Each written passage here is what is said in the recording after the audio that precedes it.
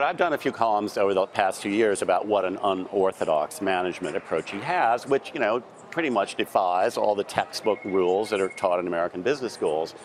But now, I think 2 years in, we're starting to, people were saying, well, it's unorthodox, but maybe he knows something we don't. It worked in his business. We'll see what happens. Well, 2 years in, we're starting to see what happens. And the thing that strikes me in talking to management experts, whether you like the wall, don't like the wall, hate the wall, kind of like the wall, let's put that aside. There's no reason there needs to be an impasse over this. The wall, first of all, the amount of money is not that huge in the national budget. We have walls all over the place along the border. It was a signature promise of his campaign.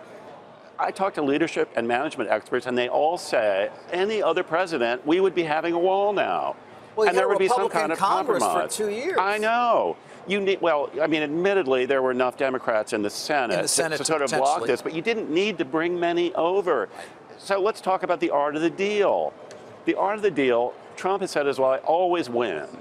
Well, you don't always win, or the best kind of deal, though I think he disagrees with this, but people have said for many years, the best kind of a deal is where somebody on each side gets something, and that requires some compromise. This is an eminent area for compromise, and so he's got to give the Democrats something they want. He could have peeled off a few off, and it takes preparation, and by the way, it takes team building and leadership.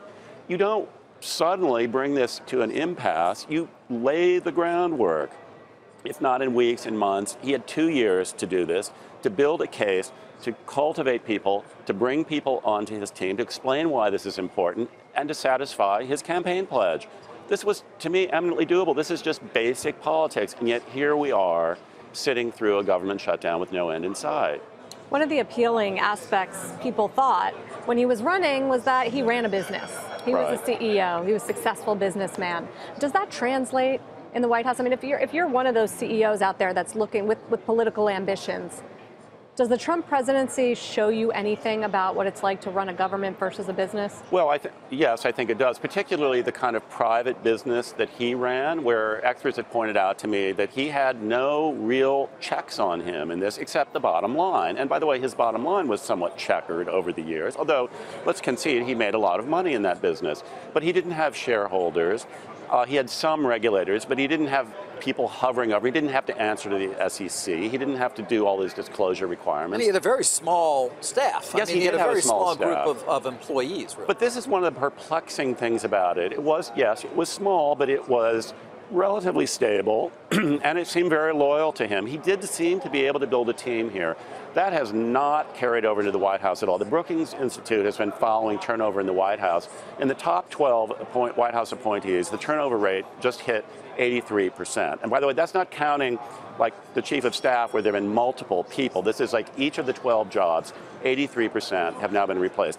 There is nothing close to that in American presidential history. This kind of churn, this kind of turmoil, use the word chaos if you want. This is not, there is no team. It just isn't there. People who are there have to be constantly anxious, worried. What does this mean? Where are we going from here? Who's my boss? How long am I going to last? This is not a way to accomplish things. It's interesting, of course, thinking of the legislative accomplishments, tax reform, but that was clearly just a partisan. There was no Democratic participation in that, hence no real deal or compromise, as you say. Jim, I wonder whether the most important negotiation going on now, how that goes, which is with China. Does this mean that he has to have a win, or is there going to be that compromise that conceivably will be so important? Well, I don't see how we ever accomplish anything with China without some kind of compromise. I mean, again, if you're going to quote unquote win in some kind of negotiation, then you have to have enormous leverage or power to do that. And to be able to negotiate something like this requires a sophisticated, intelligent assessment of your strengths and weaknesses, and maybe more importantly, the other person's strengths and weaknesses. We're talking about an extremely complex global situation, a very complicated political and economic power on the other side of the globe. You need teams of analysts, teams of people, a tremendous amount of information to interpret and digest. You need people you trust to help you with this. You cannot do this entirely on your own, and you can't do it with a gut feeling that you have just come up with based on the last person you spoke to. And that's what's, I think, worrisome about all of this and makes me a little apprehensive.